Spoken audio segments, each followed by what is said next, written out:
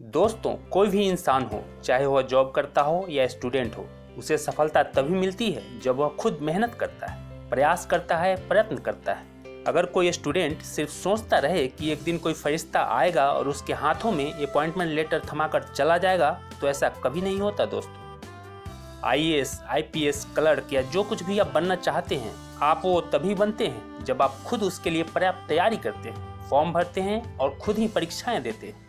हमारे देश के अधिकतर युवा जो प्राइवेट जॉब करते हैं, उनके अंदर भी इतना पोटेंशियल होता है, इतनी क्षमता, इतना टैलेंट होता है कि वे भी बड़े लक्ष्य को हासिल कर सकते हैं, परंतु फिर भी वे 8 साल से 10 साल से सेम जॉब कर रहे होते हैं। ऐसा नहीं है कि उनके पास कोई सपना ना हो या वे बड़ा बनना ना चाहते हो, वे भी बड़ा बनना चाहते हैं, खुद का बिजनेस करना चाहते हैं, खुद की कंपनी बनाना चाहते हैं, या कोई भी क्षेत्र हो, वे सफलता के शिखर तक पहुंचना चाहते हैं, लेकिन उसके लिए कभी शुरुआत करने की, एक्शन लेने की हिम्मत नहीं कर पाते हैं। दोस्तों, कोई और इंसान आपको बिजनेस शुरू करके नहीं देगा, कोई दूसरा व्यक्ति आपको कंपनी खोल के नहीं देगा।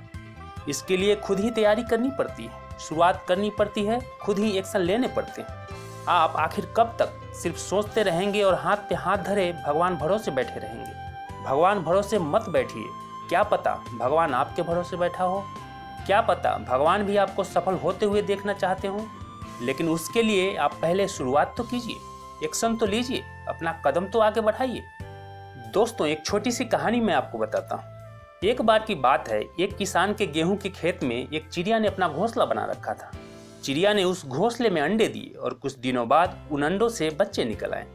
चिड़िया अपने बच्चों के लिए दाना चुगने के लिए दूर के खेतों और जंगलों में जाया करती थी और तब उसके बच्चे घोंसले में अकेले रहते थे। चिड़िया जब दाना लेकर वापस लौटती तो उसके बच्चे बहुत खुश होते और उस दाने को खाते थे। एक दिन जब चिड़िया दाना लेकर लौटी तो उसके बच्चे बहुत डरे हुए थे। उसने पूछा, क्या बात है बच्चों, तुम सब इतने डरे हुए क्यों हो? उसके बच्चों ने बताया कि आज किसान आया था। वह कह रहा था कि फसल अब पक चुकी है। वह अपने बेटों से कहेगा कि कल ही वे फसल को काट दे।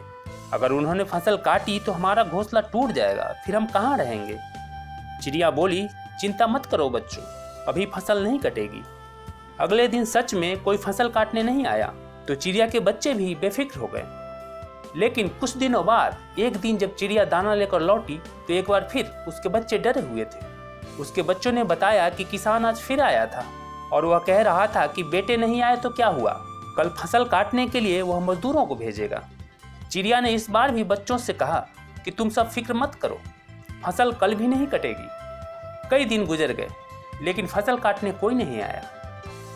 कुछ दिनों बाद बच्चे फिर से डरे हुए थे। उन्होंने चिड़िया को बताया कि आज किसान फिर से आया था। वह कह रहा था कि दूसरों के भरोसे रहकर मैंने फसल काटने में बहुत देर कर दी है, मैं कल खुद ही फसल काटने आऊँगा।